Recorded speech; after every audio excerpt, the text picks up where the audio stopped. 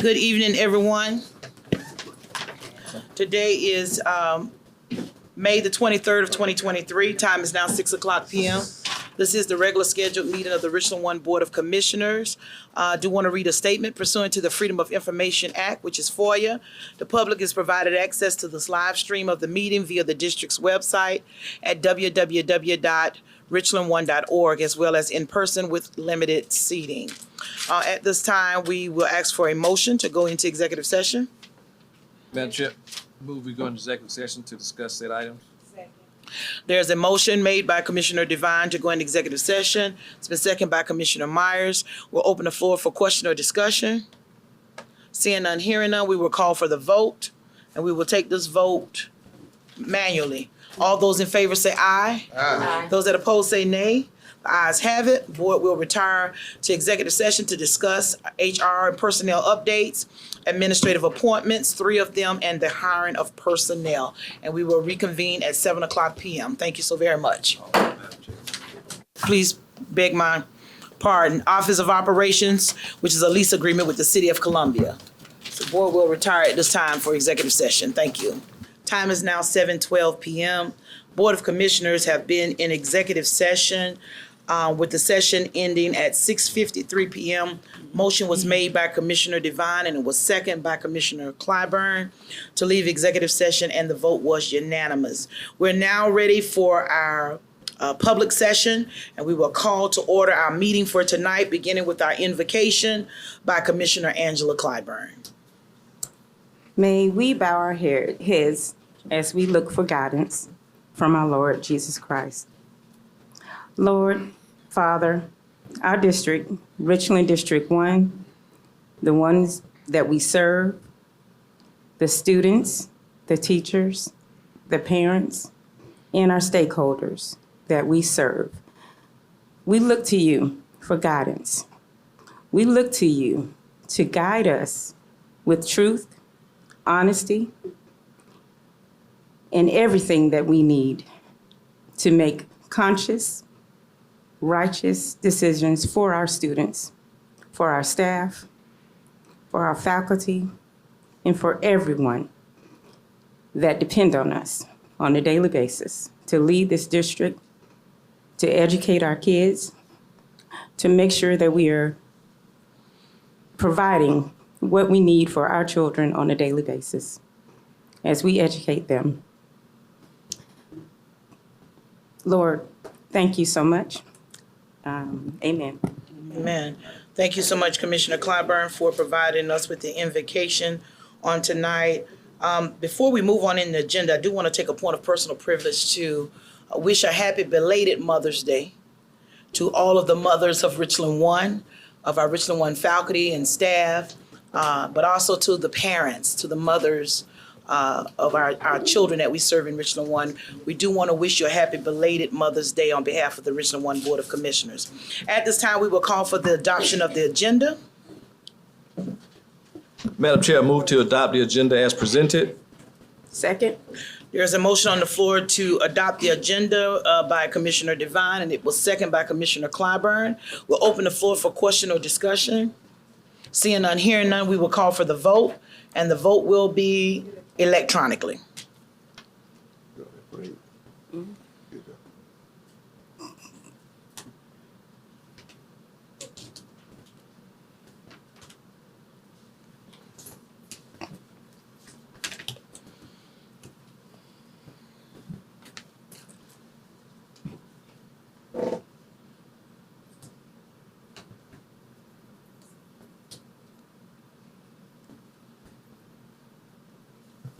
Let the record reflect that the agenda for tonight's meeting has been approved. The vote is unanimous. Let the record also reflect that all commissioners are present and accounted for on tonight. At this time, we'll move on to public participation. This is where individuals have an opportunity to sign up for agenda or non-agenda items. They're allowed to come and present before the board in a time frame of 3 minutes. At your 2-minute and 30-second mark, our parliamentarian Commissioner Devine will cue you to begin to wrap up your thoughts. Please note that the board will not respond to you on tonight, but we will respond to you in 7 to 10 business days in writing. And we do have some individuals that have signed up. So at this time, we'll bring first Ms. Debbie Billings. Yes, ma'am.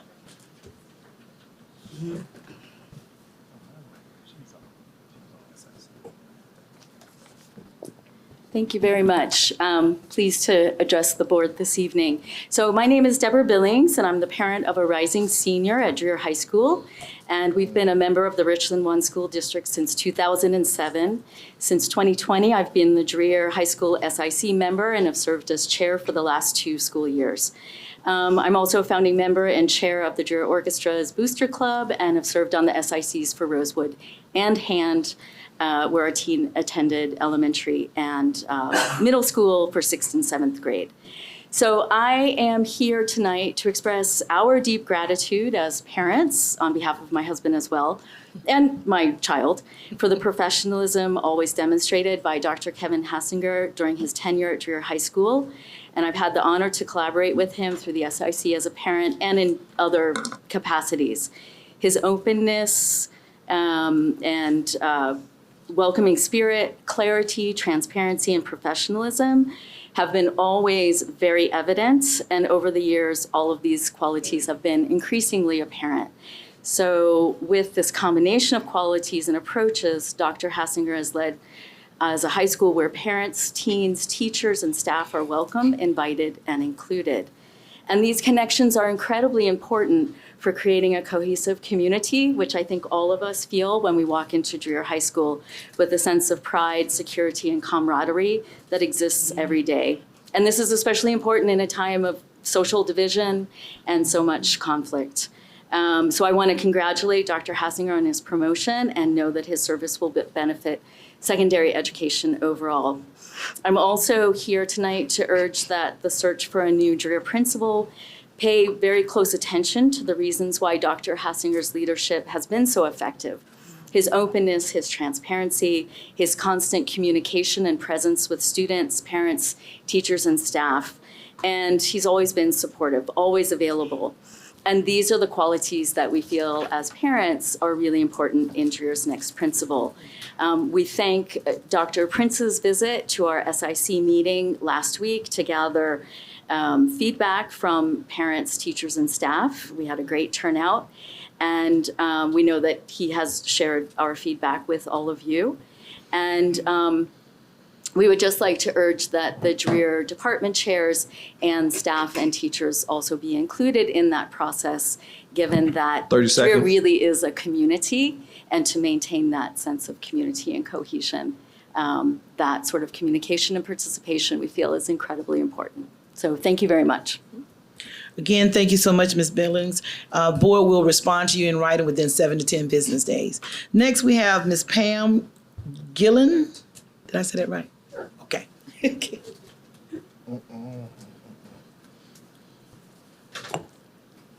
Good evening. I'm Pam Gillum. I am a proud parent of 2 children that have, one of them is still in school in Richland 1 at Dreher High School and had a recent graduate of last year in 2022. I ditto everything that Debbie has said about Dr. Hassinger, and the experience that we've had with him has been unlike any other principal that we have had in our school district. I would like to add to it, though, we were very appreciative Dr. Prince came and listened. I think that was great and was a good sign. But there was an instance where it was mentioned that this is not, that community input is not typically the way we do things in terms of identifying leadership when we're having leadership changes in schools.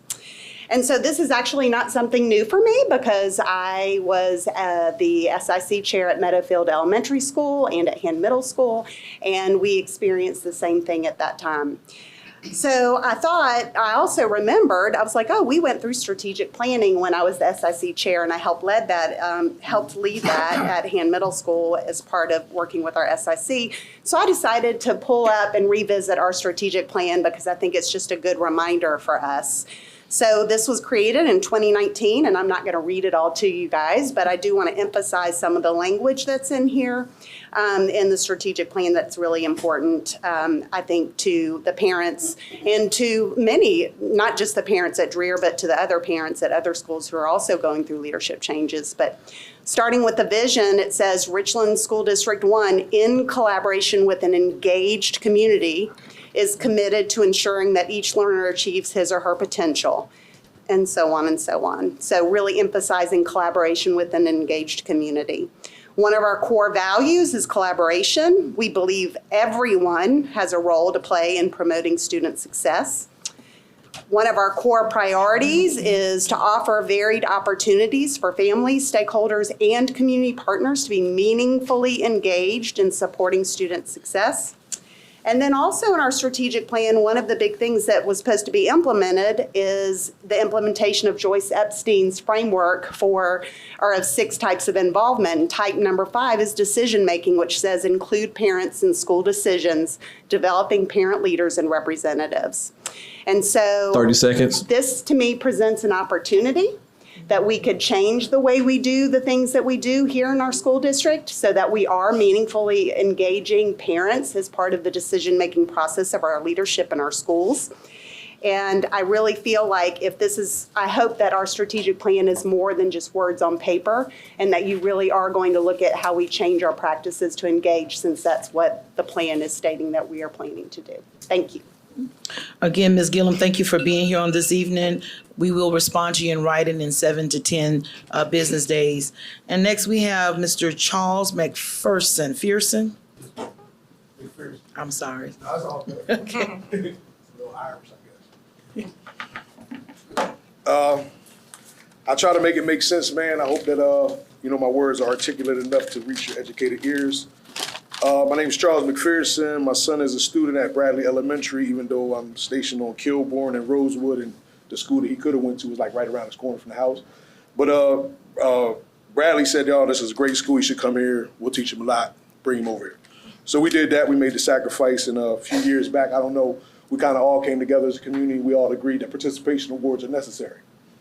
I don't know if it was a law that was passed, but everybody kind of agreed with it. We can't call losers losers, and winners are winners, but everybody's a winner if you participate. So we all sort of agreed with that. Bradley is not on board with that. My son was told that if he takes the standardized test, that he could go to Carowinds at the end of the year. Last field trip of the year, take the test, participate, and you can go to Carowinds, big guy. So we incentivize the test that everyone's paycheck is relying on, as long as we get the 95% of the students to take the test. So they incentivize the test, even though as parents, we're kind of not against that. We really didn't want to do the test if we weren't required to do the test, because we just don't really want to do too much anything. But that's our personal belief. My son came home, and we can't win any sort of moral fight against Carowinds. So my son came home and said, we have to take the test, Dad. I have to take that test because I want to go to Carowinds with my friends. Well, my son did. He played his part. He took the test, and he participated 100%. We fed him fish the night before because Google said it helps his brain work better. He was very, very excited about the test, but also very stressful. As the Palmetto Association of Teachers Union stated, this is a highly stressful test, a highly interruptive test. All these highs in there, but we still set our son up to go into that very stressful environment and take this test because he wanted to go on that trip to Carowinds with his friends. Now, we were informed that not only will he not be going to the test to Carowinds with his friends, because he didn't score high enough on the test, that's only going to benefit the paychecks of everyone that's, currently being under that. He did his best. He participated. He got no participation award. And then to add insult to injury, he was announced in the class in front of all the other students that you, and you are losers. You're not smart enough. You didn't pass this test, and you're not going to Carowinds. So then he spent the rest of his day at school with the other kids telling him that he was slow and retarded. Now, that's not right. When I can't control what other kids are going to say. But we all came up with this participation award so that kids wouldn't have to suffer that. We came up with that. But then we incentivized the standardized test by saying, here's a treat, take the test, because we need you to do that. He did that, stressed himself out, took the test, and he still can't go to Carowinds. This is Bradley Elementary. I talked to 3 people under the principal, and all of them agree with me. But they all went to the principal and got the same answer. No, he's not going, because he's a loser. That's not right.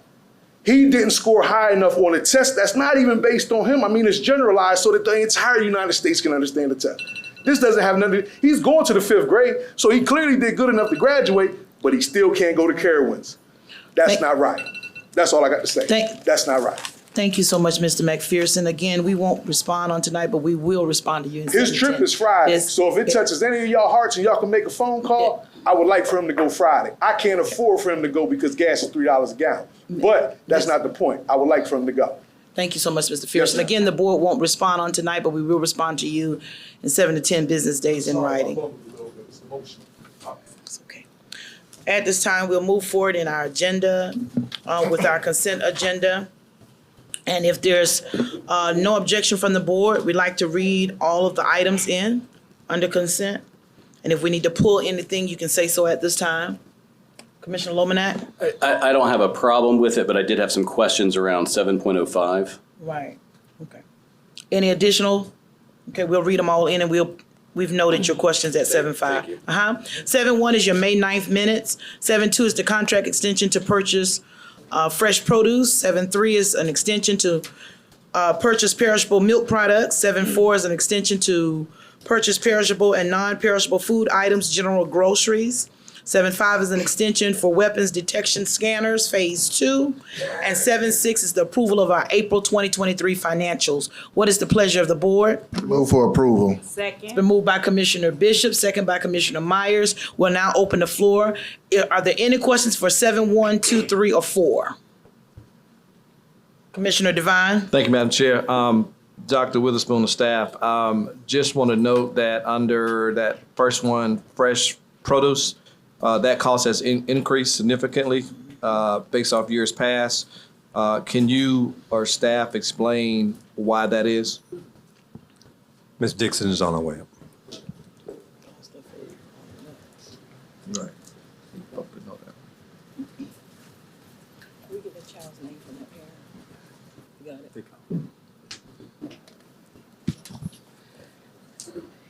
Good evening.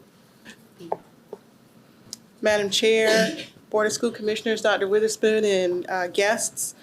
The cost for produce, along with other food items, supplies, et cetera, have all increased significantly. For the past couple of years after COVID, many of our costs were offset with several grants. The costs that you see presently for next year are probably more true costs related to the cost of increase in food. It's about 12 to 15% in some areas for the cost of food away from home. And then also there is not a plan that we are aware of at this time for any additional grants and awards related to COVID or supply chain issues. Very good. Thank you, Madam Chair. Thank you, Ms. Dixon. And while we have you here, Ms. Dixon, not a question, but a point of personal privilege. Thank you for what you've done. School year is coming to an end, and I think my colleagues can agree. In our chat with the chairs, they said lunch this year was on point. So Great. Kudos to you and your staff. We don't get to see you very often, so we just wanted to throw that shout out there while we have you here tonight, okay? Thank you for Thank sharing you. that, and I will Yes. make sure I'll share that with our staff as well. Absolutely, please do. We'll now move on to 7.5. Commissioner Lomanak has a question on the weapon detectors. Thank you, Chairman Harris. Are these the same, exactly the same model and everything as the ones that we purchased and have implemented? Okay. And I'm not going to rehash my prior concerns about metal detectors. I will say this, though. This model is the least disruptive metal detector that I've seen in terms of just walking through it. I've walked through plenty of them in the last, more than I care to admit, in the last month for stuff for my son. I do hope that for elementary school, it's different because the kids are small and they're not going to understand necessarily all this stuff. So I would imagine there's different training that has to go into the people that will be staffing those. Is that a true statement? That would be correct. And this is, we'll do middle school when we get started, and then when we do that transition, yes. Ms. Brown, if you want.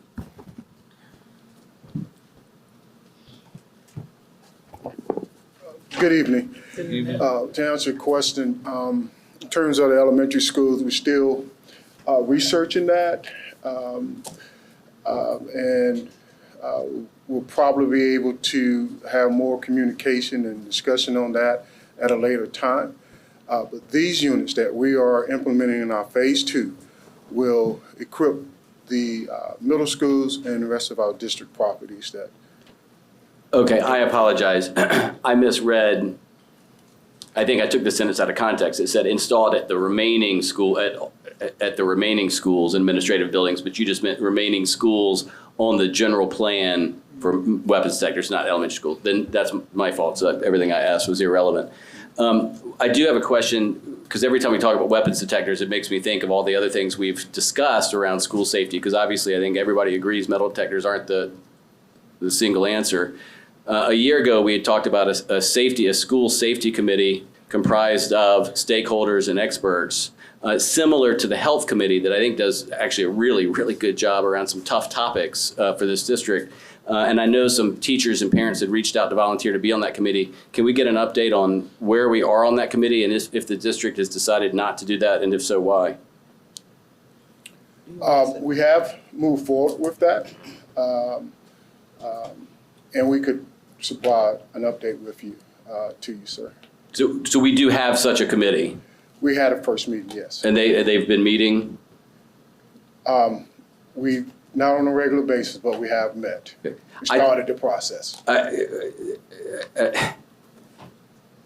It's a year later, and we haven't gotten an update at all about this committee, what it's done and what it hadn't done. So I think the board deserves an update, but more importantly, if they haven't met, I'd like to know who's on it, what the meeting schedule is going to be. This could be a really powerful way to make sure our schools are safe, in part because the people in our school buildings will be able to provide us a lot of information about their individual schools that might need looking at in terms of school safety, but also common threads across the district that it's going to be harder to learn. So it would, in the long run, I think, save us time and make our schools safer. Thank you, Chairman Harris. Absolutely. You all do converse with our principals, et cetera, SROs, about building safety as well. Yes. The parent piece is good that we're adding that, but there is constant dialogue Yes. in regards to our safety and safety plans in our buildings. Yes. Okay. All right. Any additional questions on that? Okay. If not, we will call for the vote, and remember, we're voting on the entire consent agenda. Thank you so much, Ms. Brown.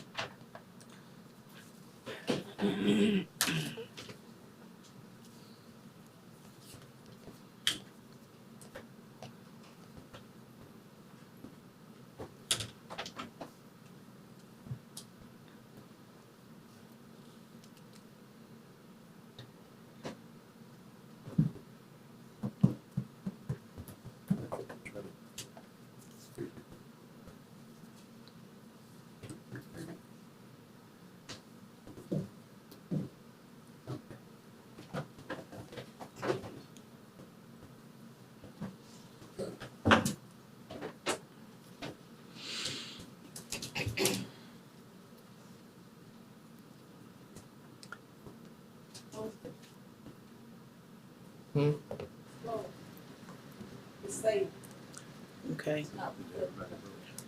Can you give us the vote? Okay, let the record reflect the vote is unanimous. The items previously mentioned under our consent agenda have been approved. We'll now move to the Office of Operations. We'll begin with 8-1, which is a lease agreement with the City of Columbia, being presented by Mr. Ed Carlin. Madam Chair, members of the board, Dr. Witherspoon, the administration requests the board to approve the district to work out and finalize an approved lease agreement with the City of Columbia on the old Virginia Pack property. The administration so recommends. You've heard the recommendation of the administration. What's the pleasure of the board? Move for approval, Madam Chair. Second. It's been moved by Commissioner Devine, second by Commissioner Bishop. We'll now open the floor for question or discussion. Seeing none, hearing none, we will call for the vote.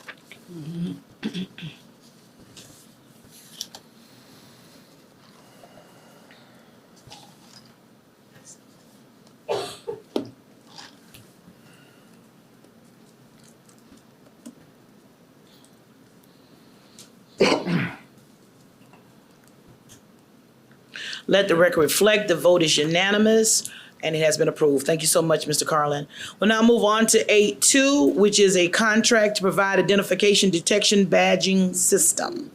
Ms. Outing.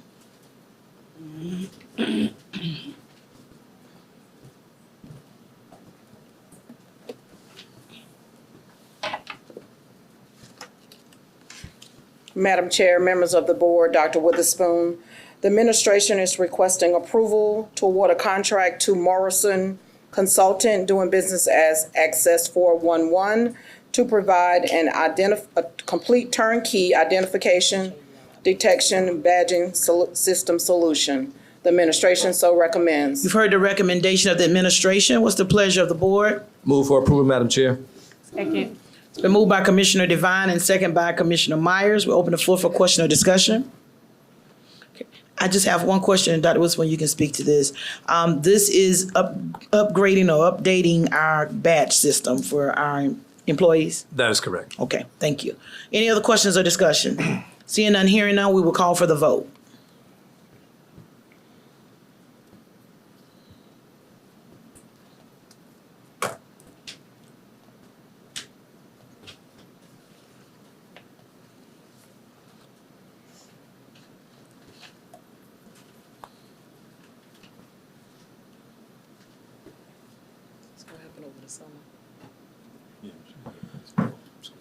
Let the record reflect the vote is unanimous. The new identification detection badging system has been approved. We'll move on now to 8.3, which is a contract for teaching strategies for early childhood. Ms. Outing. Madam Chair, members of the board, Dr. Witherspoon, the administration is requesting approval to purchase the creative curriculum subscriptions from Teaching Strategies LLC. The administration so recommends. You've heard the recommendation of the administration. What's the pleasure of the board? Move for approval. Second. It's been moved by Commissioner Myers, second by Commissioner Clyburn. We'll now open the floor for question or discussion. Commissioner Devine. Thank you, Madam Chair. Is this supplemental or is this a curriculum? Dr. Hagwood.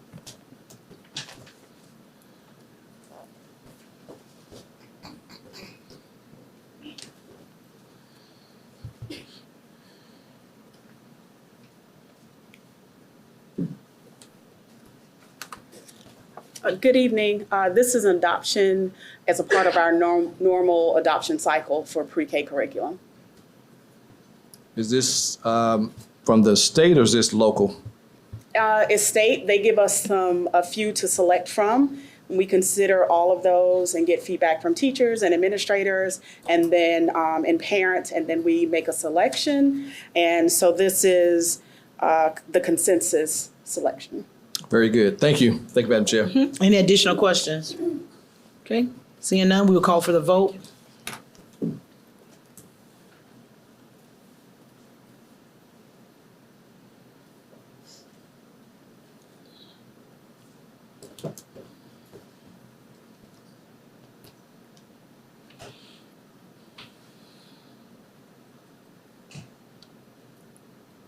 Let the record reflect the vote is unanimous. The teaching strategies for early childhood has been approved. We'll now move on to 8.4, which is thank you so much, Ms. Outing. A request for partial reduction in capital project and reallocation. Mr. Carlin. Madam Chair, members of the board, Dr. Witherspoon, the administration is requesting approval of the reduction of capital project 25137. Phase 3 investment grade audit in the amount of $150,000. The reduced amount will be reallocated to a capital project for Lower Richland softball press box. Costs have increased since the project was initiated. The administration so recommends. You've heard the recommendation of the administration. What's the pleasure of the board? Move for approval. Second. It's been moved by Commissioner Myers and second by Commissioner Devine. We'll open the floor for question or discussion. Commissioner Myers. Just quick question. This softball press box is for both fields, one field? It's for the softball. The other one for the boys' baseball was renovated, and it was done first because of the canteen that's with it. So there's the two fields. And just so I understand, so this is gonna be a brand new one, or this is repair and add pieces to the one you already have? This should be a new one. Brand new one. Okay, great. Okay, any other questions or discussion at this time? Commissioner Bishop? Well, I am in support of this. Make me understand the process as far as priority of choice for this project. How was this chosen? This was chosen a while back, actually, when COVID was going on. So Okay. we had to work on the boys to get the canteen in shape because it needed renovated. Then costs have gone up, so we had to get some more funding so that we can do the softball as well. Great answer. Thank you so much. Commissioner Myers? Just help me get a little better understanding. So there are a list of schools that's in a certain order when it come down? There won't be a certain order, but they will be, we've been doing the softball and the baseball press boxes at all the high schools. For all high schools? Yes. How about middle schools? Outside No, fields? the middle schools wouldn't have a press box. Football fields, baseball, tennis, basketball courts, anything for middle school? They will have football fields and soccer fields, baseball, but no actual press box or that type of thing. We don't have dugouts at the baseball fields. Okay, thank you. Mr. Carlin? Yes. For clarification, as you stated, the cost of the press box price increased, correct? Yes. And this project was slated ever since we did the stadiums, correct? The Lower Richland's athletic field was one that was not completely renovated. So we came back and wanted to have the press boxes put in place because they didn't have one. As you stated, Lower Richland is the only school right now that does not have full press boxes, right, for their softball games. Coaches tell me yes. Yes. I just want to clarify that so everybody understands. Lower Richland, this is the last one. Okay. All right. Any additional questions from anyone? Okay, we'll call for the vote.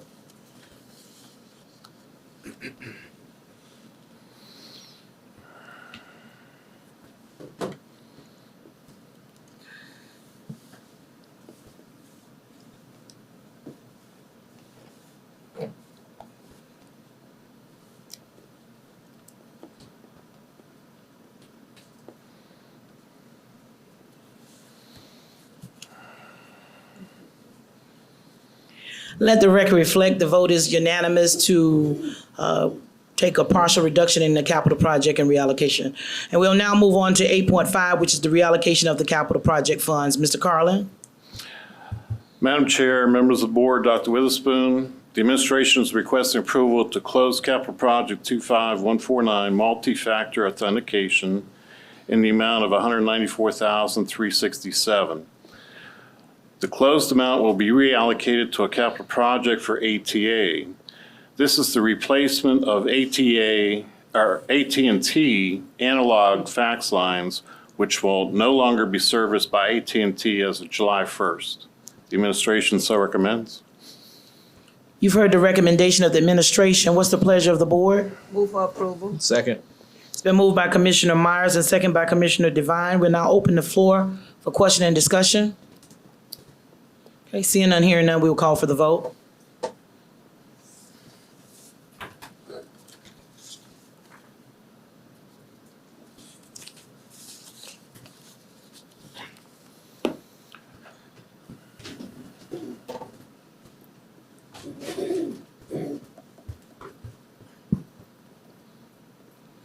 Let the record reflect the vote is unanimous and the reallocation of the capital project funds have been approved. Thank you, Mr. Carlin. We'll now move on to the Office of Human Resources. We'll begin with 9.1, which is our Human Resources and Personnel Updates presented by Dr. Long. Good evening, Madam Chair, Board of Commissioners, and Dr. Witherspoon. The personnel and HR updates were provided for you all as information during executive session. This is an information item. The floor is open for any question or discussion. Seeing none, hearing none, we'll move on to 9.2, administrative appointment. The administration recommends the appointment of Dion Sturdivant to the position of Executive Director of Elementary and Early Childhood Education for the 2023-24 academic year. The administration so recommends. You've heard the recommendation of the administration. What's the pleasure of the board? Move for approval. Second. It's been moved by Commissioner Clyburn and second by Commissioner Bishop. We'll open the floor for question or discussion. Commissioner Lomanak? Yeah, we often talk about process, and we use phrases like embedded in the process, and we've got process, and we use sometimes the plural, processes. I think it'd be nice for the teachers and staff at schools that will have to report to this person and the other folks in the administration to know what the process is when we're hiring such a high-level person who, as it turns out, has only 7 months of any district administration office experience in her entire career. So can you please describe, Dr. Long, what the process is for hiring such a high-level person in Richland 1? That person went through through an initial screening interview, and then that person was submitted for a second round interview and selected from the second round interview. And when the person is already working in the district, do they get a recommendation from their immediate superior in the district? You mean the person who's going to be interviewed, or if the person is going to interview for a position, or the person is going to be interviewed to be hired? The person is going to be hired. Yes. The person we're hiring, do we, as part of the process, Yes. their direct superior provides a recommendation? Yes, And did that happen in this case? it did. Okay. And the first interview panel, did they recommend someone other than this person? We had the top 2 candidates that we interviewed. And did the first interview panel recommend someone other than this person? They did. Okay. And I ask these questions because we're told to trust y'all and trust Dr. Witherspoon's judgment. But when I ask questions in executive session, I get misdirections, or in one instance, literally something that was not true. It's really hard to trust you when I ask a direct question about this candidate's prior experience and what was said is literally not true. So 7 months total of district administration experience in this person's entire career. And my concern is that, and we hear about this from teachers and staff at schools for years, and I've seen examples of it over the last year and a half, that sometimes we hire folks not because how they're going to lead or what their experience is, but because who they know. And I am deeply concerned that we ignored the recommendation of the first interview panel, which consists of the executive directors and other folks in the district administration. Can you tell us who is on that second interview panel? Dr. Witherspoon? Superintendent, Chief of Staff, and Chief of HR. All right, so those 3 people in this and other instances will overrule, if they want to, the recommendation of the initial interview panel. Well, Mr. Lomanak, I would not characterize it as an overrule. When we do these various panel interviews, there's a different set of questions. There's being looked at a different lens. It is different. And that has happened before in various positions. Depends on the questions that are asked. That depends on what questions and responses are given. So it's not an overruling. It is a different look. Well, I'm glad you mentioned that, because last time I brought up a process question like this, I was given an answer a year ago, and I accepted it as true. And then someone FOIA'd the interview panel notes. What we learned is the answer was not true. But what we also learned is that the same questions were asked at the first and second interview. And so I'm sure someone will FOIA these interview panel notes and scores, and hopefully we'll see that in the second interview, all the questions were different than the first interview. But Dr. Witherspoon, can you indicate, does this person that you're recommending have any other district administration experience other than the 7 months of this school year at District 1? I think that is the amount of time at this point. Okay, so that answer changed in 30 minutes. I just want to make that clear. So this is why I cannot trust this kind of process, because we don't follow it. And when our teachers don't follow a process, we hear about it from Dr. Long every week. Are you done, Mr. Lomax? Yes, I am. Thank you, Chairwoman Harris. Dr. Long, 7 months with Richland 1, does this individual have previous district experience with other school districts? I don't know without looking at the resume. Okay. You said that the first round you had 2 individuals that moved forward? Yes, ma'am. So it wasn't just 1, it was 2? Yes, ma'am. Is this the same process that we followed when we put the first early childhood individual in place? The panel, is this the same process? Is this the process we follow, Dr. Witherspoon? I wouldn't. Not sure on that particular position that you were looking at, but we did follow the same process for security, for other positions as well. But I do not have that list in front of me. Okay. All right. Any additional, Commissioner Bishop? Yes, thank you, Madam Chair. Dr. Long, either Dr. Witherspoon, how can you categorize or how can you differentiate between the 2 levels of interviews? The first level is considered what, and the second level is considered, how do you categorize them? What are the responsibilities that are what are the different responsibilities of both levels? You mean the Hate panel? to lead it. Is the first panel for qualifications or qualifying It's a the screening. person? It's a screening interview. Screening, so it's not categorized as qualifying them. Right. And then the second one is to select the person. Okay, and so- ultimately, it's the superintendent's selection as to who's going to be hired.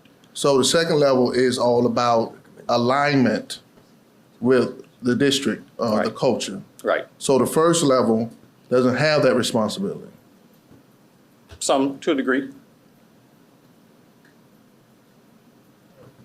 So is that why there will be a different set of questions for both levels?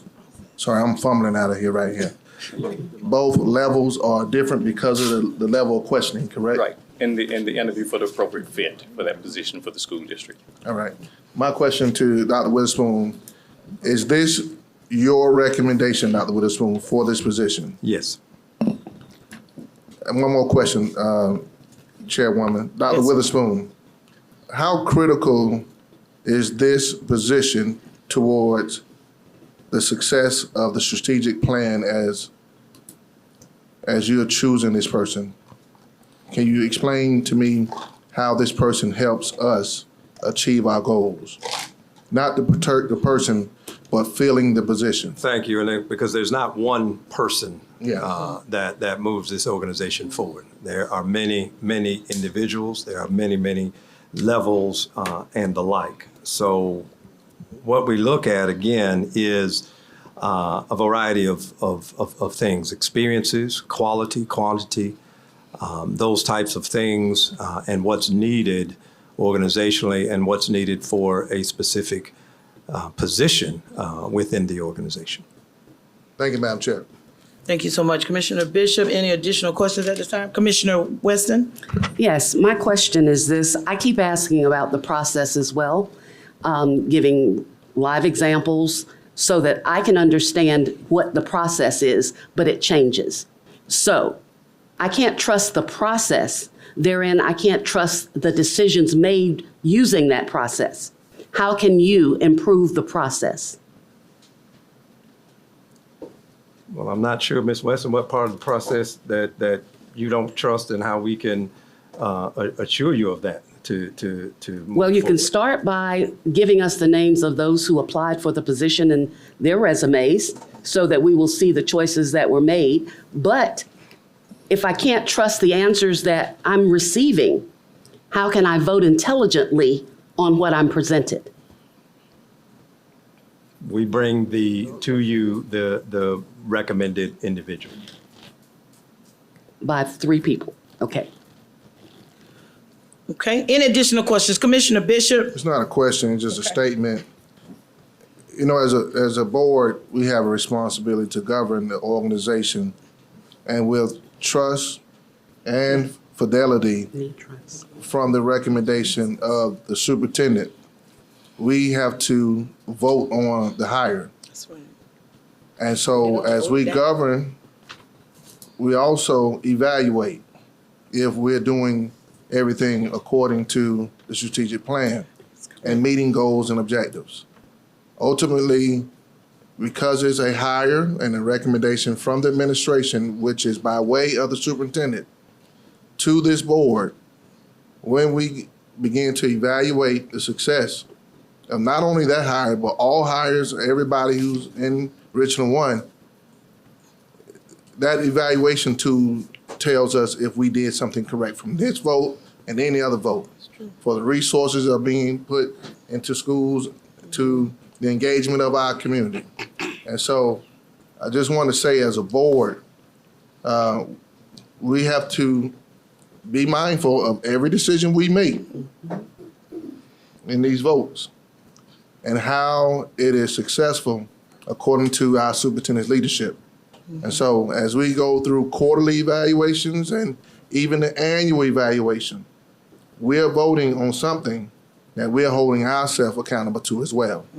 So I want to make sure we are being reminded of what we do as a seat here. We may not get every resume. We may not see every interview note. I don't want to see it. But what I do want to see is this district moving forward because of great hires, properly aligning resources to objectives. And at the end of the day, if we are not doing that, then we have to have the courageous conversation as a board as are we doing our job? So as we do our job, let's consider that as we make these votes, your vote is your vote. Your vote is your vote. That we are going to make sure that we ask the critical question, is this the best hire? If he says that, it's not like it's the end because it's just the beginning. That's right. As we look at what this person does, or anyone, we're going to make sure that it's about moving the district forward. That is my statement to this board. Thank you so much, Commissioner Bishop. Commissioner Weston? Commissioner Bishop, you just mentioned that the evaluation, I've been here a couple of months and I haven't seen an evaluation tool. When you come around to your annual year, I'm pretty sure you'll come across it by then. It's called a superintendent's evaluation. You haven't been a part of that process yet. But I also sat here when you all had a committee to look at that and bring something back to us. Have they met? No. First of all, Commissioner Weston, the question is not germane to the conversation. He brought it up. Can I finish? Can we, if we, well, I'll go ahead and answer the question if the board will beg my indulgence. I appointed a committee. I have been in contact with the chair of that committee, which is Commissioner Devine. We are working towards getting our children out of school. I don't think there's a second left in a day right now that we can do a meeting. We're doing 4 graduations a day on top of other things. And there's a lot of board members at a lot of events that's got us stretched because sometimes there's only one or 2 of us able to attend. So he has not been able to do those meetings because of that reason. You know, there's a lot that this board is required to do other than sit at this table. So with that being said, he explained to me that he had not been able to have a meeting as of yet, but if we could get the kids out of school, because he, along with Commissioner Lomanak, both have children graduating. And as you've heard him say, he's been in the school more than the law allows because they've got things going on. We want to be respectful to that. And they will meet once we close the school year. So that evaluation instrument is coming. It just takes time. Okay, so I just wanted to answer that question for you. And I just asked it because he brought it up. Right.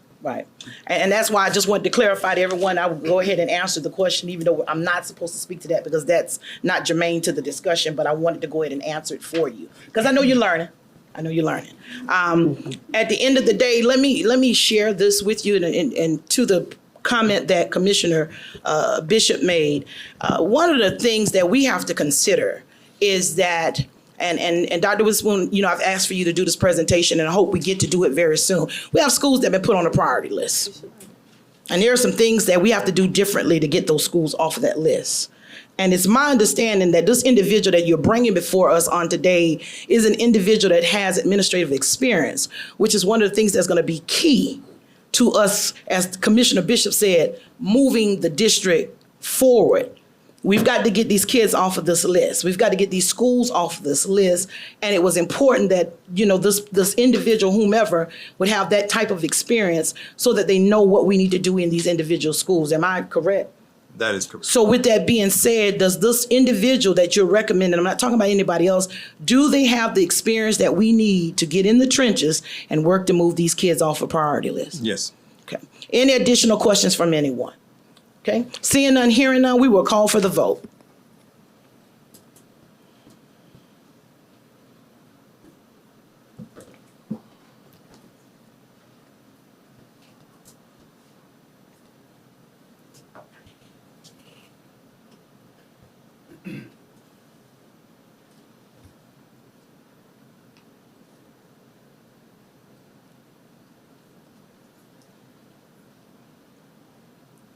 Let the record reflect the vote is 4 yeas, 2 nays, and 1 abstention. The motion did pass. We'll now move on to administrative appointment 9-3.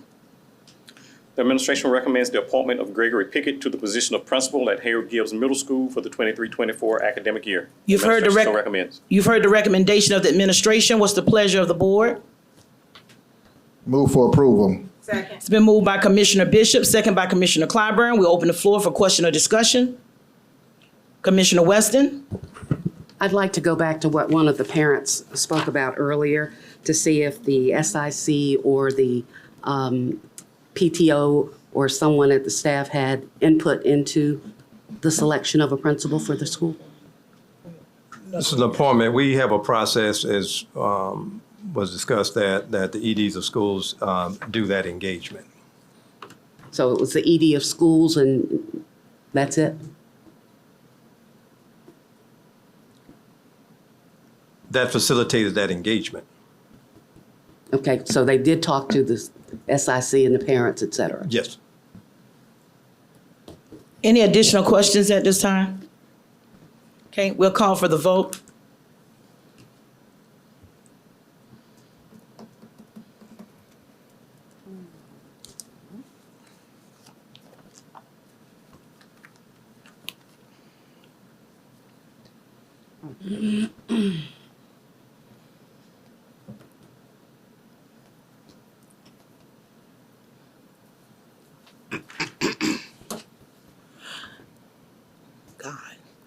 Let the record reflect the motion did pass, 4 yeas, 1 nay, 2 abstentions.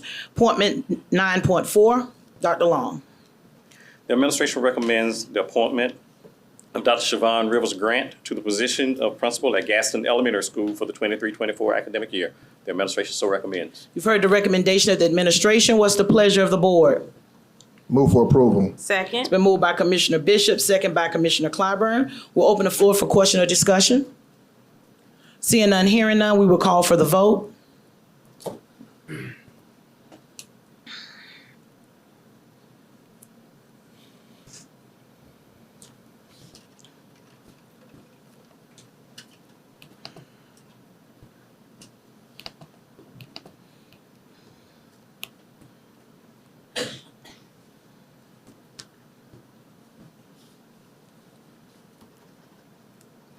Let the record reflect the motion did pass. The vote is 5 yeas, 1 nay, and 1 abstention. We'll move on now to the hiring of personnel. Dr. Long.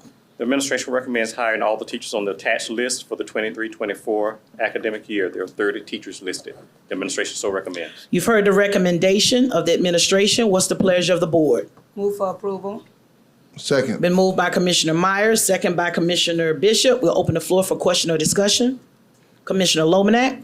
Thank you, Chairwoman Harris. Dr. Long, how many teachers are not returning to the district after the school year? Contracts were in 13 days ago, so what's our final number? I think we're at about 351. Okay. And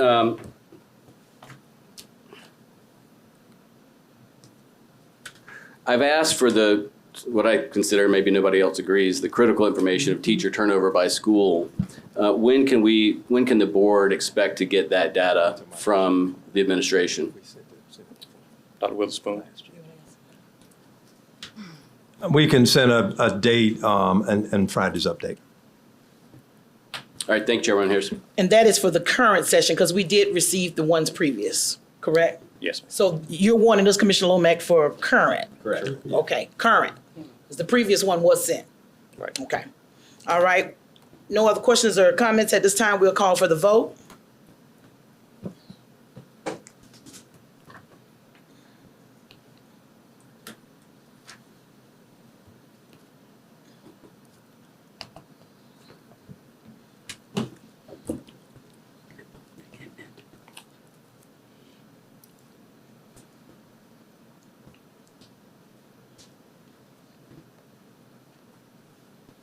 Let the record reflect the vote is 7 yeas, 0 nays. The vote is unanimous. Hiring of personnel has been approved. And Dr. Long, if you would share with the board when you get a chance in Friday's update, the date of our job fair, so we can help push that as a board. I know we're all concerned about the hiring of teachers, and we can do our part to help get some teachers to those interviews. If you could share that with us in Friday's update, we'd greatly appreciate it. Okay. We'll now move on to the office of the board, and we'll begin with 10-1, which is the public hearing of the fiscal year 2023-24 general fund budget. At this time, I will open the floor for any individual that would like to speak in regards to our budget. You can come to the mic at this time if you'd like to speak to the 2023-24 budget. Floor is open. Floor is open for anyone that would like to speak to the fiscal year 23-24 general fund budget.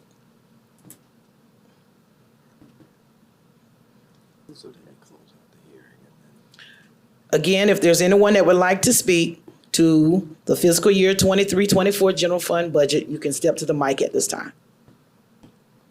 Seeing none, hearing none, we will close out the public hearing at this time, and let it be noted that no one came to speak in regards to our public hearing on our 23-24 general fund budget. At this time, we'll move on to 10-2, which is the second approval reading of our fiscal year 23-24 general fund budget. Mr. Carlin. Madam Chair, members of the board, Dr. Witherspoon. This is the second reading of the proposed 23-24 general fund budget.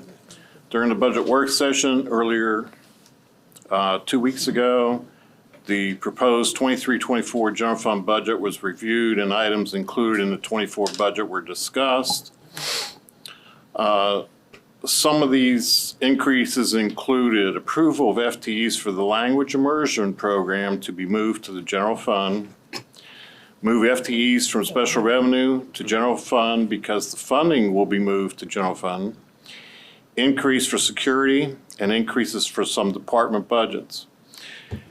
An increase in employer health insurance premiums and employer retirement costs was also discussed. A step increase on the salary schedule is included in the budget for eligible staff, both certified and non-certified. An additional 5% will be added to the teacher salary schedule, which will have the starting salary for first-year teacher of $43,848. The non-teacher salary table was increased 4%. Per the state, the bus driver will receive a 25% increase based on the state bus driver salary schedule. The district has not received final numbers from the state, revenue information from the State Department of Education. The information presented was per the House budget projections. The House projections are being used for this first reading. There are no changes since the first reading of the 23-24 general fund budget.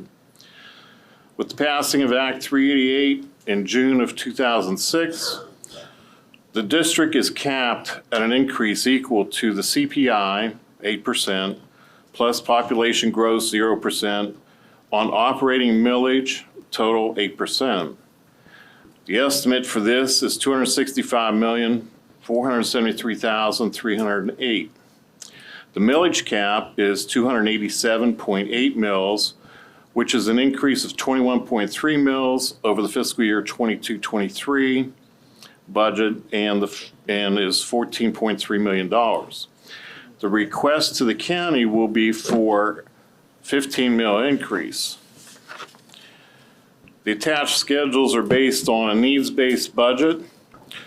Once we have final numbers from the county and the state, we can make final adjustments to the budget. And two other items, a question was asked about how much would we get from the state on the salary schedule for the teachers that are below the state salary schedule. And the answer to that question is $196,000 for all the teachers that we have that are on those particular steps. Mm-hmm. Okay.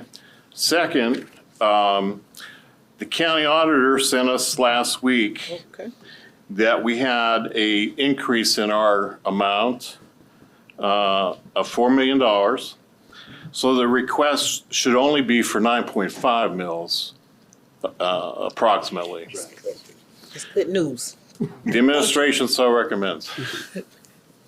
You've heard the recommendation of the administration. What's the pleasure of the board? Move for approval, Madam Chair. Second.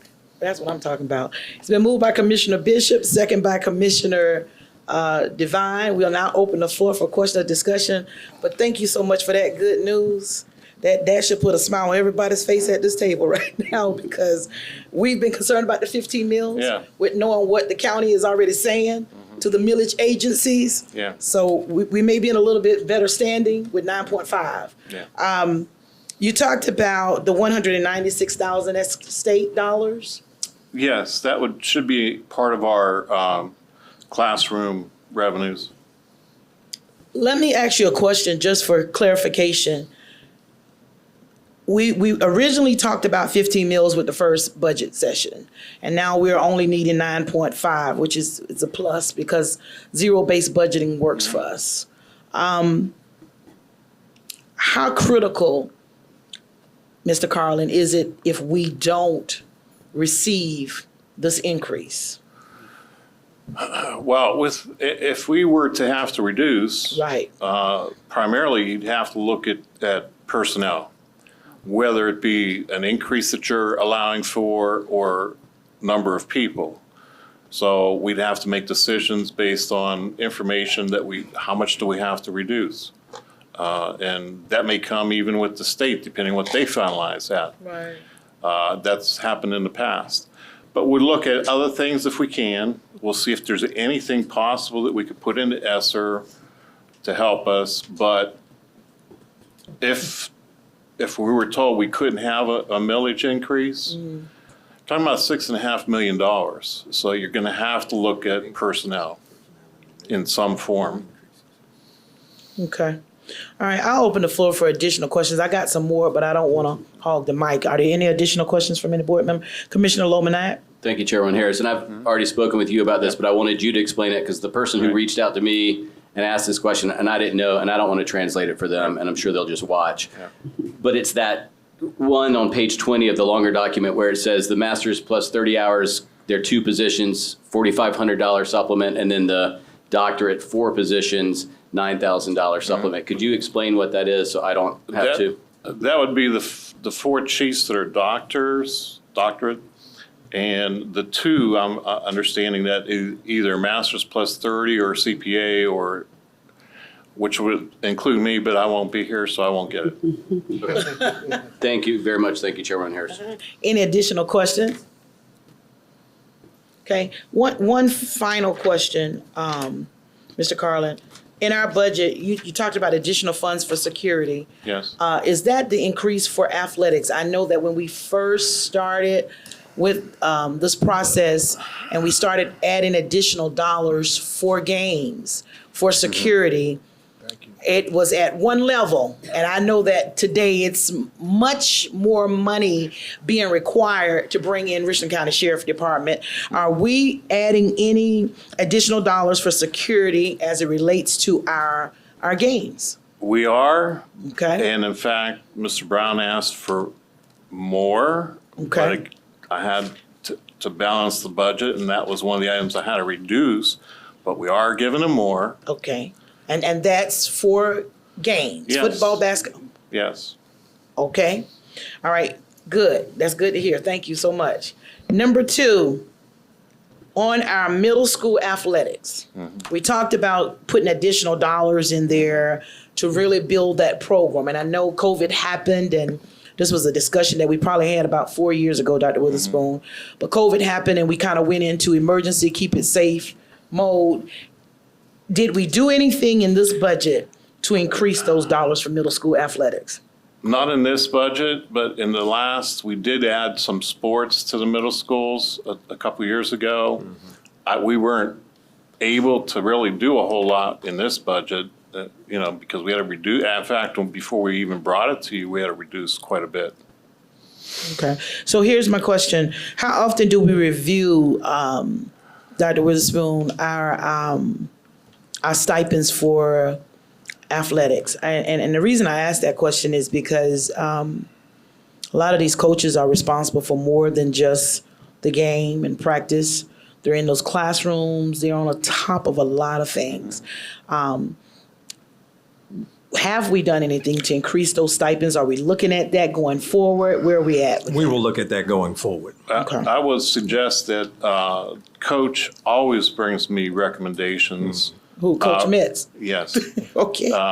Every year, not necessarily for the stipends, but sometimes the stipends, but other things as well Okay. for all the athletics. Right. And I know we Can't always do it. Right, and I know we've done a really good job. Several years ago, we tiered the sports and everything, so it's more balanced because there are some of our schools that have a whole lot more teams than others. So, and I applaud that because I think that our athletic program is one of the best in the country. The way that we treat our coaches and professional development and everything. But I just want to make sure, as we talked about, even looking at a salary review, that we also include a review of those stipends going forward, because times have changed. Gas is through the roof. We already saw it tonight. Our grocery bills are high, but we got to feed our kids in 2023, 24. We got to pay what we got to pay.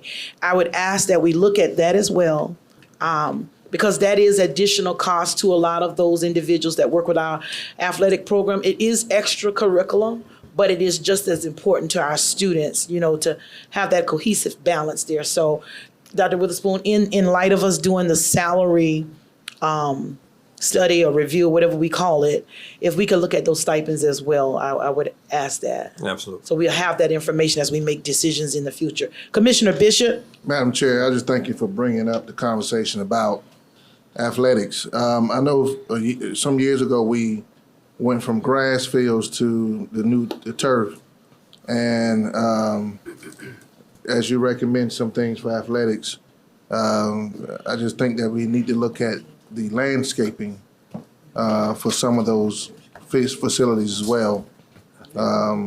Some of the athletic facilities need upgrading on the care, so just something to consider as well when we're looking at the budget for landscaping, maybe increasing that as well. Thank you. Mr. Carlin, and you probably already know the answer to this. As it relates to our longevity, and we've had those bonuses in place for quite some time for different departments. In this budget, so that all employees know, in this budget, we will look at longevity across the board. Is that the plan, Dr. Witherspoon? In Mr. this Carlin, budget? The recommended In the this second reading. recommended second reading budget, are we looking at longevity across the board? It's not included across the board in this second reading. Right. I just needed you to state it for the public to know that we are looking at longevity. That has been a question that has been asked. Bus drivers get it and et cetera. This budget, we are. It was on our list. Right. And when we were trying to get to a number that we felt responsible with, We took it off. that didn't quite make it, but we would like it, and if possible, on third reading, depending on how the numbers come out, we'll relook at it. I would ask that we please, I mean, if we got to take our meals back up to 15 meals, we've got to have some fairness and consistency here. And I'm not knocking any department in the district. But if we're going to offer longevity bonuses, we need to set a parameter for everybody that works with this district and be able to give them something. Because there are departments that have been able to take advantage of this for years. And then there are departments that feel a little overlooked. And we don't want anyone in this district to feel overlooked. We want everybody to feel just as special as the next person. We had longevity for a long time, and then we took it out a good many years ago. It just started coming back again with the bus drivers. Right. And the teachers we added, I don't know if it was this year or last year, but I think it was last year we added that. So we're trying to get everybody into it, but it's hard to work it back in and keep like the increase for the salary schedules, 4%, 5%. That's hard. You get that every day, I know. every week, I know. and the longevity is, once a year. So we're just trying to work it out. Right. But longevity starts at what, 5, 10 years? When do we? I'd have to look at each one of those programs because they may be different. For the bus drivers or teachers, whatever. It's at least 5 years, and it might be 10. Okay. If you could share that with the board. I just think that before we get to the third reading, and there's a little Sure. loophole here, I'm not gonna say we found $4 million, but we got $4 million. And I think that we should look at longevity for everybody, some type of way. All right. We didn't gain $4 million because Correct. the county requests us to give a dollar amount. If we were to just based on millage, then we would have a $4 million increase. We already put in our ask to the county after the first reading. Yes, ma'am. Okay. Any additional question from any board member? Commissioner Lomanak. Thank you, Chairman Harris. And I'm glad we're talking about longevity. I brought this up a while back, and it sounds like a lot of folks on the board have been contacted by folks. And I'm not saying that it's easy. I think one of the dynamics at play is the better you do at providing more people longevity bonuses, the more the people that don't get it feel singled out for not getting it, and the more left out they feel. If you could at least bring the estimate of what it would cost to provide it to the rest of the staff at our schools to the next reading so that because I have no idea whether it's $10 or $75 million, and it would be helpful for me to have a better sense of what that would cost. I appreciate it. Yeah, we'd have to do some calculations. Absolutely. Any additional questions or comments? Commissioner Bishop? No, ma'am, that was pointing out Divine. Commissioner I'm sorry, Lomanak. Sir? I was pointing out Commissioner Lomanak on the other side. Okay, Commissioner Devine? Thank you. Mr. Carlo, if the General Assembly does not pass the budget by June 30th, what happens? We continue on based on this year's budget. We've done a continuing resolution back in March, maybe even February, So what's the which the increase? state has not done yet. Correct. So what's the increase in our budget from 23 to 24? Approximate percentage. Is it? I can tell you, hold on.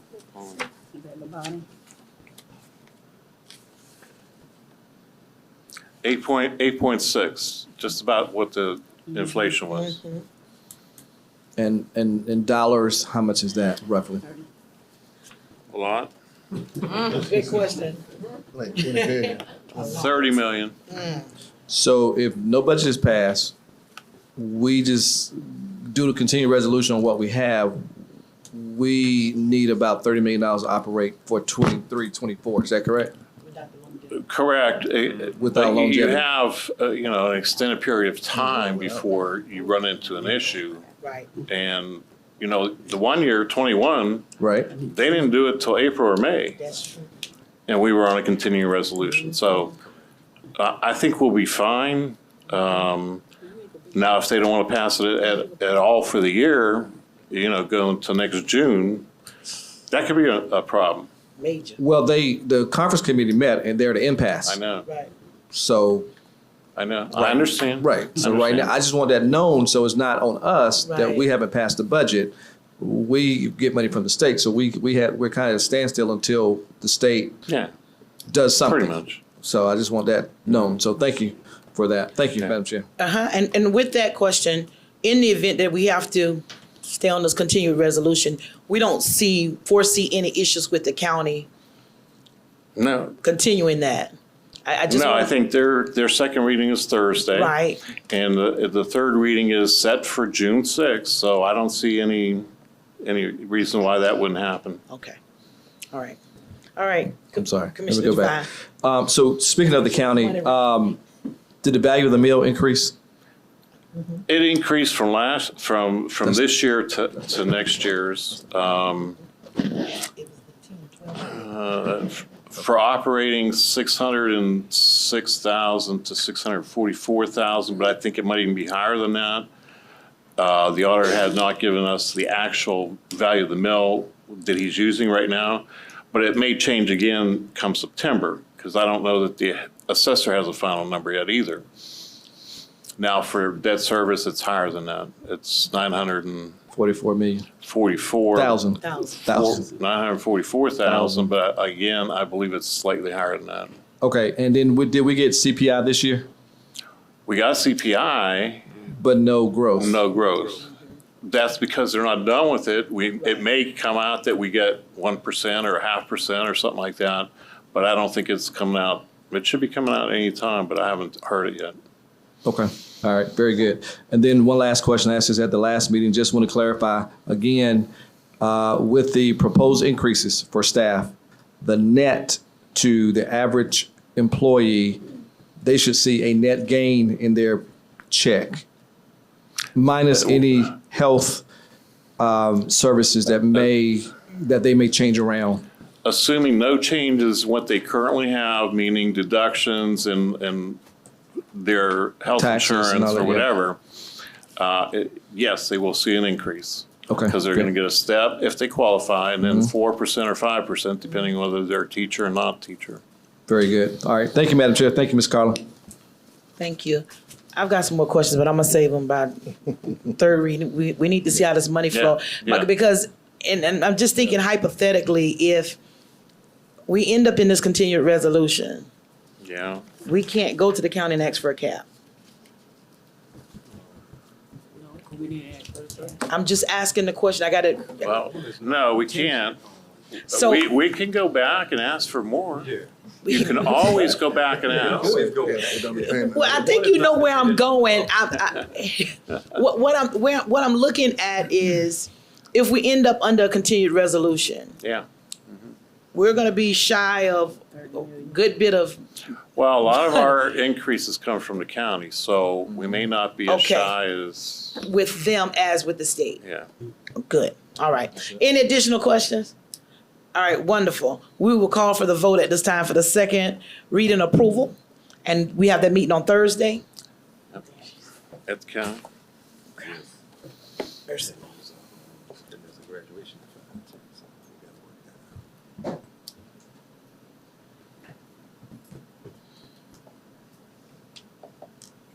Let the record reflect the second reader approval of our fiscal year 23-24 general fund budget has been approved. Thank you so much, Mr. Carlin. We'll now move on to 10.3, which is the board report. This is where my colleagues and I have an opportunity to speak about events and programs and whatnots that we have been involved in the district as well as in our community. As a standard here in our district, Board of Commissioners do participate in Chat with the Chair with all of our high schools, all of our middle schools, and my colleagues have done an excellent job this year. We did the last one, I believe, last week, but we've been doing those Chat with the Chairs all year long with our students. This is an opportunity for us to have one-on-one dialogue with the students because they are the end users, but they're the ones that we serve. And we've had a great, I think my colleagues would agree, we've had some great Chat with the Chairs with our young people on this year. They've told us what we're doing right and they've told us what we need to fix. We certainly appreciate that. We will open the floor at this time for any report from any board member that would like to give a report since our last board meeting. Commissioner Lomanat. Thank you, Chairwoman Harris. I have never met this teacher, but I want to call out Mr. Wilcox, who's a kindergarten teacher at AC Moore, because someone reached out to me and said their child's kindergarten graduation ceremony was one of the most impressive things. And I will tell you, this is, I think this guy's 4th or 5th child, so he's been through some graduation ceremonies, was the most impressive thing that he had ever seen in all of his time at Richland 1. He was touched by the unbelievable work that Mr. Wilcox had to do to pull this thing together. So I love hearing about kind of the small day-to-day things that a lot of folks don't know about, but that parents do notice and take note of. And I also want to continue to raise this issue. I've heard from so many, as we have so many school leader vacancies right now, I've heard from so many parents and teachers. And what the teachers especially are saying to me is, and what one specifically said is, I feel like my 21 years doesn't mean anything when I asked if we can have input into the principal, and I was told that's not the normal part of the process. I think that we can do better than that. I think that we need to do a better job of including our teachers, defending our teachers. When we have a principal telling teachers that if they complain about her, then their name will be sent to HR. We need to defend those teachers because that's why we lose teachers. Remember, last year it was revealed that District 1 loses teachers because of school leadership issues at 4 times the rate of the state average. And when we have principals saying things like that to teachers, it's no wonder. But I will say this, one of the, I think, legacies now is that when there are principals who criticize the district in any way, they're gone. But principals who criticize and blast their own teachers will be with us as long as they defend this administration and this district at all costs. One assistant principal said about this, "It hurts me to my core." And he's put more time in this district than almost all of us combined. It is unbelievable what he's poured into this district. And for him to say that, someone who sticks up for Richland 1 above and beyond, really struck a chord with me. I'll never understand why we don't come up with a way to include our teachers when leaders are leaving their schools and include our teachers when leaders are coming to their schools. I think we'd have a decrease in our teacher turnover rate and happier teachers, and also I think we would make much better decisions about some of our school level leaders. Thank you. Any additional reports from any board member at this time? Commissioner Weston? I'd like to thank Southeast Middle for the welcoming that they gave us when we had chat with the chair. The students were quite delightful and very vocal. It was one of their things to say, we want to be like other schools and have a courtyard and have some place where we can go and sit and talk to each other and things of that nature. So I thought that was very refreshing, and thank Commissioner Myers for joining me with that. I appreciate it so very much. Attended some programs recognizing academics and athletics at different schools, and found that athletics in particular are so important not only to the parents and the students involved, but that it's made a difference even in their grades, because they have to make good grades in order to compete. And so they work very hard to do that so that they will be a part of something. And so that keeps them in school. It helps with the behavior and with so many other things. So, and with the academics, it's saying that not only am I an athlete, but I'm also academically inclined because of it. So I applaud those programs and what they're doing there. I'd also like to thank the SIC representatives and parents and from schools for stepping out and representing and vocalizing the fact that they want to do more and they want to be involved. We appreciate that, and we are asking that moving forward, we do that for others as well, and realizing that they have fear and fear of retaliation, and so they don't speak out. But the only way we will know is if they do. So I just encourage you to keep hanging in with our schools and our students and our staff, because they are working hard to educate our children. You done, Commissioner Weston? Okay, thank you. To your point, I'm glad you brought up the athletic piece. Richland 1 is still one of the very few districts that require 2.0 GPA for our students to be able to participate in athletics. So I certainly applaud this district for ensuring that there's a balance between academics and athletics in Richland 1. Any additional reports at this time? Commissioner Devine? Thank you, Madam Chair. Dr. Witherspoon, how do we bring curriculum to the school district? Let me give you, for example, is there an opportunity for us to add a social media class as a class, like entrepreneurship, moving forward, or like driver's ed? Just make it part of the curriculum for the organization. I think we as leaders in education need to lead that fight, lead that curriculum so that we can make it what we want, and we can talk intelligently to our young people for proper use, just like we do with how to drive a vehicle, just like we do with financial or personal finance. So how does one bring that forward? Well, a lot of those things are, the big bulk of the curriculum is driven by the state in terms of what we offer, requirements and the like. And we do have locally approved courses that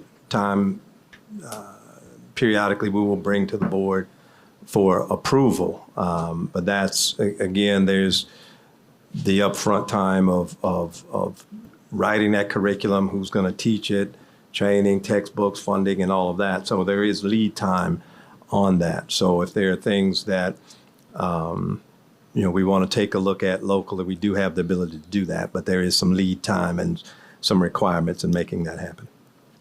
Very good. And it just makes us better because we're always first in doing a lot of things. So I think that's one that's going to come up in next year's session. So I'd like for Richland 1 to be on the cutting edge of leading a social media class mandated for particularly high school students, but probably more middle school, in my opinion, than high school.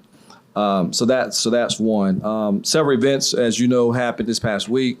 100 Black Men celebrated some of our scholars. We appreciate them and their partnership with Richland School District 1. I'm sure you talked about your event from yesterday, so I won't belabor that point. Thank Trinity Episcopal Church for a 20-year partnership with W. Perry Middle School. That's been a great partnership since 2003. And so we know how that came about, and we appreciate them still continuing to be with us as a district. And then there's several more on my list. Did we talk about UMA, United Men? No. Young Men United through United Way.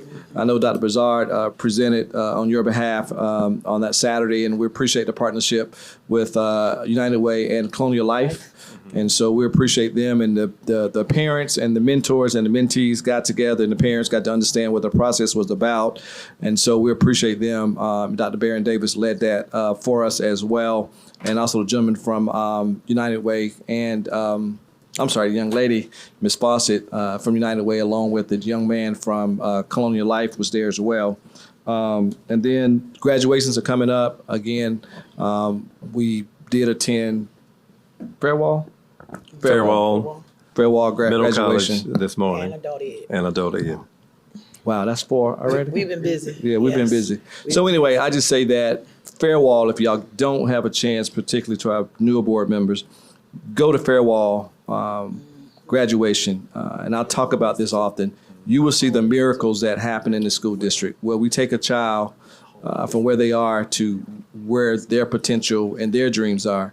And so those are miracles that are performed each and every day in that particular school, as well as all of our schools, but Fairwall is just something special. Mm-hmm. If you ever get a chance to go, I would encourage all board members and our general public to attend that, to really see what happens at Fairwall School. Thank you, Madam Chair. Absolutely. Any reports? Commissioner Clyburn. Yes, I will just touch on what I know, what Commissioner Devine alluded to, that Superintendent with Dr. Witherspoon will probably speak on. But it was a great event yesterday for the soup dunking at W.A. Perry Middle School. And he'll go into, I just wanted to give kudos to your staff, to you, to the teachers all across this district, from, kindergarten through high school. Everybody played a part and did a wonderful job in reading over 1 million books. But I'll just leave that up to you, Dr. Witherspoon. But I just wanted to just recognize that. It was a great event. The kids enjoyed themselves and ate themselves silly with sweets and everything that was out there. But we enjoyed it as well. So thank you so much. And I got to dunk the super twice. I did, and I missed my opportunity. Any other reports at this time? Okay, let me go through my report real quickly. And I know Dr. Witherspoon is going to talk about the academic all-stars. But I want to share with the board, and it goes back to something that Commissioner Devine mentioned, to my colleagues, don't miss these events. You're missing out on some great opportunities to engage with our children. I went to Rising Stars, and anyone that went to Rising Stars. Are the EDs in here? The EDs that are here, y'all just need to stand and be recognized. And I'm gonna tell y'all why in just a minute. Y'all need to stand because y'all work hard. I watch y'all put on a whole program. And I'm gonna tell you why I'm doing that. It is so easy to tear folk down, you know. But you did something that night, and y'all know it's on tape. I don't care. I was crying. Yes, I was. I was bawling, right, Dr. Carr? I was bawling. And I'm gonna tell you why. We celebrate the high achievers and all of that, and that is wonderful. But Dr. Witherspoon, when this board gives you a charge, you do it with fidelity. Your team jumps on board, and they're in with both feet. I watch y'all not only set up, do that program, but you even cleaned up. I saw you. And that just, it did something to say, others may not say it, but I'm gonna say it. I see the hard work. I see the hard work. That night, each school in our district brought 2 students that were either challenged or struggling. And they had went above and beyond and had risen. Those kids walked across that stage and received a star from this district. And they almost, it was almost like the Grammys. They were so excited. But y'all missed the finale. Because at the end of that event, I meant to bring my box tonight, Miss Ferguson. At the end, anybody got their box? Because I want my colleagues to see this. I have to bring it to the next meeting. At the end of the night, the parents was escorted in the gym and the students had to all go to their own table. So every school had a table. And on that table was a box, and me and Dr. Visa was a little nervous because they were telling us not to touch it, and we were shaking and wanted to see if something was rattling or moving in the box. So after Dr. Witherspoon did the countdown, we opened up the box. This huge surprise flew out all over the gym, and it was something to see. The box was full of treats from this district. And the parents, Dr. Witherspoon will tell you, I could not leave because parents were lined up to just simply say, thank you. And there was one young lady, she hugged me 50 times. But her mother and father came to me and said, her child had just come to this country less than a year ago and could not speak English.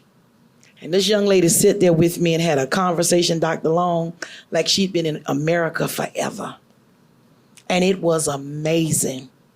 But what was more amazing was to hear parents say, you don't have to listen to what people say about what the district is doing. I'm standing here and I see it. I experience it every day with my daughter when she comes home and tells me something new that she has learned in this district. And that's why I had to recognize you all, because Rising Stars was powerful.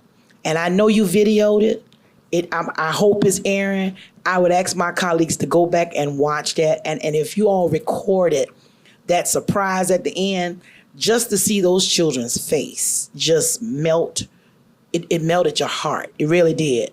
I also had the opportunity to cry some more. I went to Hard Hill Showcase, Dr. Witherspoon. The CRP program there is phenomenal.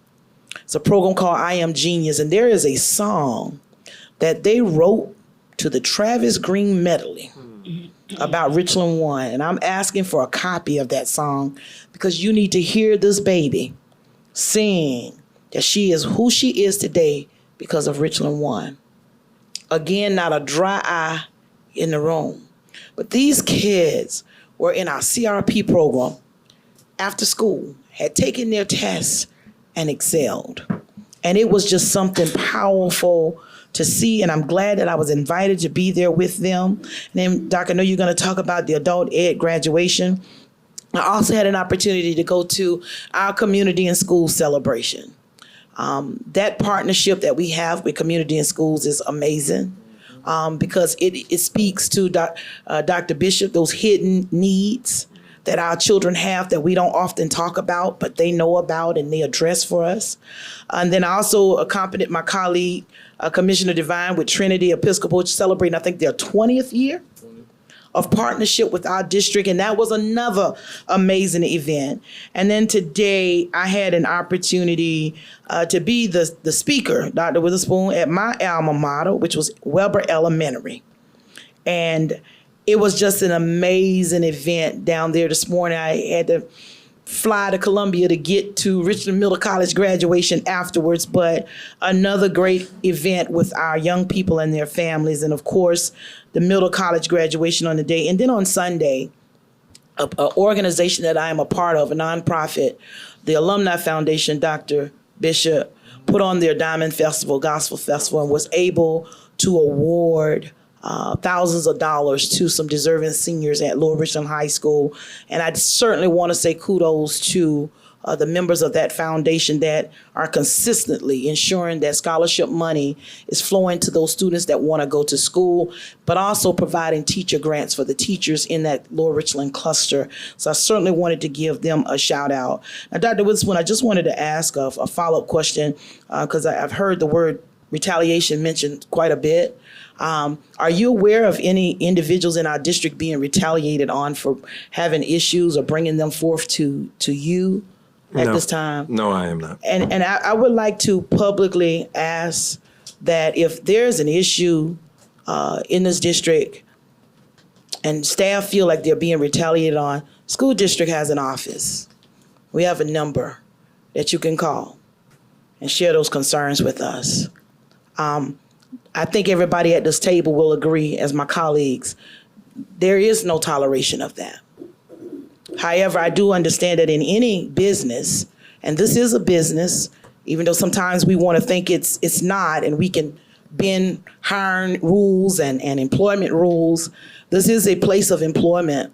So there are instances where things may occur that discipline may be necessary or whatever may be necessary. We have to respect that. But at the same time, when it comes to an employee feeling that they're going to be retaliated on or have been retaliated on, school district has an office. Eva, what's our office number? 231-7556. School board office is 231-7556. Area code is 803. I think that that's important that we get that out of the atmosphere and address it. Because I've been here a long time and I've been made aware of concerns and I've seen them dealt with. But we've got to also remember at the end of the day that this is a place of employment, and sometimes employees may not do everything right. That's not to knock anybody. But there are things that as a organization and as a place of employment, we have to address. And that doesn't mean that you can do something wrong and we just shake your hand and say it's okay. You couldn't do that at a hospital. You couldn't do that in law enforcement. You can't do that even at a grocery store. So I think that we have to be fair to how a place of business operates. And that is not to say that we don't support anybody or anyone. I'm not saying that. What I am saying is if there are issues or matters that are of this grave of concern, as board chair, I am asking you to use that number and have a conversation and make sure that whatever your concerns and issues are addressed, because we don't want to just be a safe district for children. We want to be a safe district for the employees as well. And we want everyone to feel respected and loved by everybody. The same love that we have as a board superintendent, it should be happening in all of our buildings. So I just wanted to add that in there, that there is an office number for us that can be used. Since no one else has said that they had a report, Commissioner Bishop? I know that number goes to Eva Wilson's office. Mm-hmm. We may want to give them our emails as an option, because if everyone is going to that number, or if we do have those, that's even better. Yes. We also have our emails. Well, we have a hotline for, I think that's for fraud things. That doesn't go to the internal auditor. Yeah, on our website, Madam Chair, people can get our emails. Right. And absolutely. if they want to share information like that. Right. emails are available as well. That's all I'm saying. Exactly. Thank you so much, Commissioner Bishop. There are no further reports. We'll move forward at this time to the Office of the Superintendent, to 11-1, which is the Superintendent's Report. Dr. Witherspoon. Thank you, Madam Chair, members of the board. As was mentioned, since our last board meeting, we held the annual Academic All-Stars Recognition Banquet and our first Rising Stars Award ceremony. This year, 203 Richland 1 high school seniors were recognized as Academic All-Stars. The following evening, we honored 97 elementary, middle, and high school students in our inaugural class of Richland 1 Rising Stars. And Commissioner Harris certainly illustrated the magic and the power of that event. And I will say, seeing those young people and not so small people and taller individuals walk across, you could tell that some of those students were not used to getting awards and recognitions of that of such, and the looks in their eyes was priceless. And we thank those young people. We look forward to recognizing even more as in future years. And I too want to thank our executive directors of schools, in addition to what they do, as Chairwoman Harris illustrated, when we're given charges and things to do. We do rise to those occasions in grand fashion. Yesterday, May 22nd, we held our special celebration to culminate the 2023 Superintendent's Book Club Challenge. Students in pre-K through 8th grade exceeded the challenge goal to read 750,000 books by reading over 1 million books. So certainly made good on my promise to allow the top readers to dunk me in a dunk tank.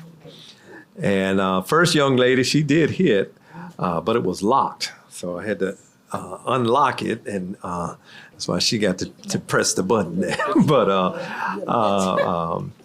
I think we had some ringers out there too. I think we had Coach Matt, some little softball and baseball players that had some very strong arms in kindergarten and first grade. But I want to say thank you and congratulations to all of our readers in the district that, and as I mentioned earlier, I did receive calls and emails from students saying they were looking forward to the celebration and the recognition. So thank you to the many students of Richland 1 for reading and meeting this year's challenge. Student athletes representing all high schools competed in the South Carolina High School League's 2023 Track and Field Championships this past weekend at Lower Richland High School. Drury High School boys track team won the Class 3A state championship title. Drury's 4x800 meter relay team won the state title, and Sam Colowith won the state titles in the 1600 meter run and the 3200 meter run. W.J. Keenan boys 4x400 meter relay team won the Class 2A state championship title. Eau Claire's girls 4x400 meter relay team won the Class 2A state championship title. And Eau Claire's state championship also included Ethan Moody, the boys 400 meter hurdles, Taquazia Williams, girls 400 meter hurdles, and Jeremiah Bethel, girls high jump. So congratulations to those student athletes and job well done. Also, as a reminder, our summer SOAR programs will begin on June 5th, and we encourage parents to go ahead and register their children as soon as possible. We are offering dozens of summer programs and camps for students in all grade levels. For more information, go to website at www.richland1.org/SOAR or call Summer SOAR Hotline at 803-400-1692. And we will hold a summer job fair for all positions, certified and classified, on Thursday, June 15th from 10 a.m. to 1 p.m. in the C.A. Johnson High School Gymnasium. Persons interested in attending are asked to register and complete a Richland 1 application online before the job fair. Certified participants should possess or be eligible for a South Carolina teaching certificate. And for more information, again, go to our website at richland1.org/careers. Madam Chair, this concludes my report at this time. Thank you so much, Dr. Witherspoon, for your report, and certainly want to thank you as well for yesterday for our young people, as Commissioner Clyburn shared. Children had a wonderful time, and they left with the mindset of they're coming back next year and they're going to bring somebody with them. So I think that was exciting for them to know that they were rewarded in such a way for doing something amazing as reading books. I'll open the floor at this time for any board member that have any questions for Dr. Witherspoon. Dr. Bishop? Thank you, Madam Chair. Dr. Witherspoon, as there are a lot of administrative appointments, a lot of moving around for the capacity, new hires.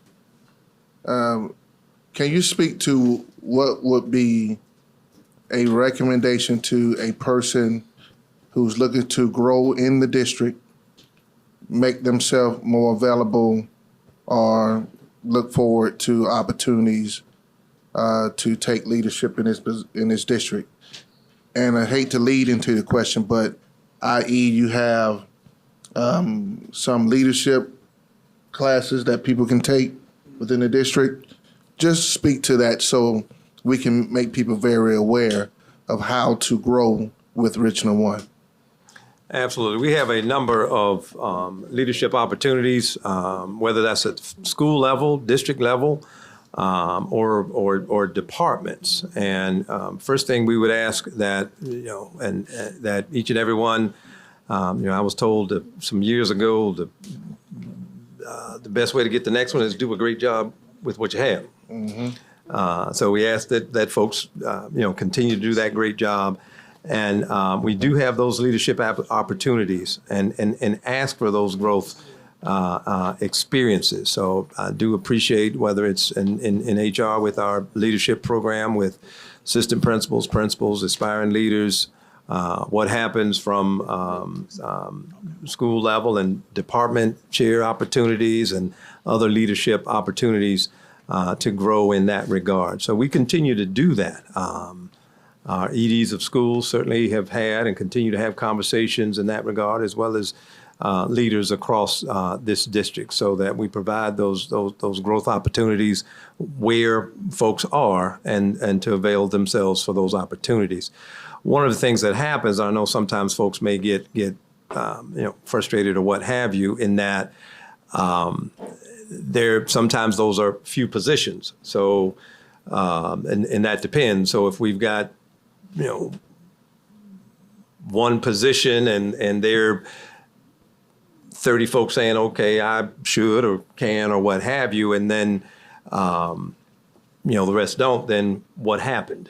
And those types of things. So sometimes, that does happen, but we do talk with individuals about that and just continue to press forward. And we do look for those leadership opportunities across the organization. All right, thank you, Dr. Witherspoon. Thank you, Madam Chair. Absolutely. Any additional questions or comments for the superintendent? Okay. I do have a question. Commissioner Weston? I just heard one of the parents ask about contacting the school about a broken promise. I'd ask that you look into that infrastructure Absolutely, before yeah. Friday. Yeah. Thank you. Okay. Any additional questions or comments? Okay. Seeing none, thank you so much, Dr. Witherspoon. Before we do the adjournment, this is our last meeting for the kids go home on Friday.